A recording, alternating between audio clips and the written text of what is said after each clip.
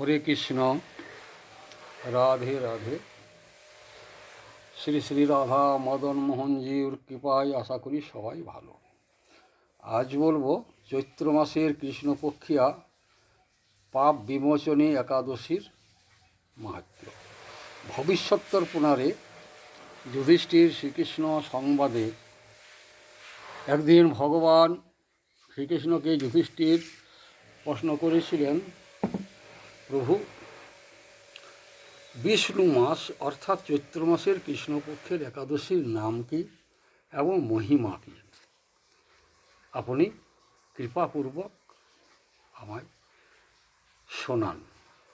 ভগবান শ্রীকৃষ্ণ বললেন, হে মহারাজ, প্রাচীনকালে মানধাতার প্রশ্নের উত্তরে লোমশ ঋষি এই একাদশীর মহিমা বর্ণনা করেছিলেন। সেটাই আমি কথঞ্চিত বর্ণনা করছি, শুনুন। এই ব্রত পালনে সর্বজীবের সর্বপ্রকার পাপ হরণ করে, পিশাচত্বও পর্যন্ত নাশ করে এবং শুভফল প্রদান করেন। প্রাচীনকালে ধনপতি কুবেরের চিত্ররথ নামে একটি সুন্দর পুষ্পোদ্যান ছিল। সেথায় সদা সর্বক্ষণ গীত ও বাদ্যে গান্ধর্ব কিন্নর সব পুরুষদের নিয়ে সেখানে আনন্দ উপভোগ করতেন। দেবতাদের নিয়ে দেবরাজ ইন্দ্র সেই বনে ক্রীড়ারত করতেন। সেই বনেই মেধাবী নামে এক ব্রহ্মচারী ঋষি থাকতেন।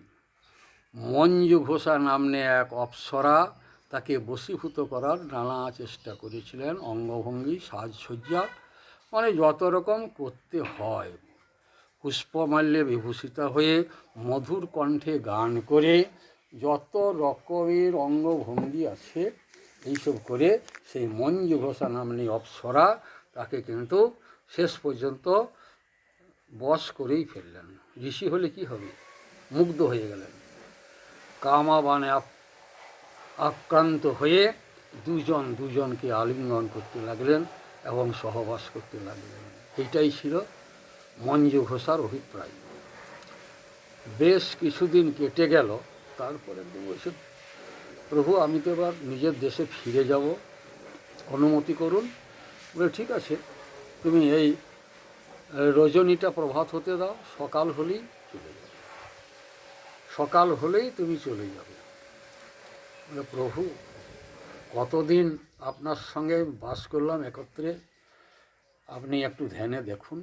ধ্যান করে দেখছেন 56 বৎসর অতিবাহিত হয়ে গেছে এই আনন্দে মগ্ন থেকে। ঋষি তখন রেগে গেলেন যে আমাকে 56 বৎসর তুই মায়ামুগ্ধ করে রেখে দিবি, পিশাচ হয়ে যা। অভিশাপ, ঋষি বাক্য। পিশাচ হয়ে গেল, কাঁদতে লাগলো পড়ে। প্রভু, উদ্ধারের উপায়?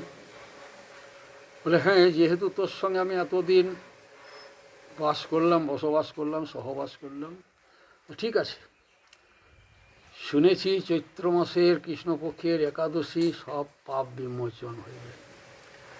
সেই একাদশী তুমি ব্রত পালন করবে, সব পাপ চলে যাবে আমার আশীর্বাদ। ঠিক আছে। এইবার ঋষিও গেলেন তার পিতার কাছে। তার পিতার নাম মহর্ষি চ্যবন, এবং পিতাকে সমস্ত কথা খুলে বললেন। পিতা বললেন, দেখো, এই যে দুষ্কর্ম করেছ, এর জন্য পাপ বিমোচনী একাদশী ব্রত অনুষ্ঠান কর, তাতেই সমস্ত পাপ চলে যাবে। তিনি ওই একাদশী করে সমস্ত পাপ থেকে মুক্তি লাভ করে আবার স্বর্গধামে গমন করেন। সব পাপ চলে গেল।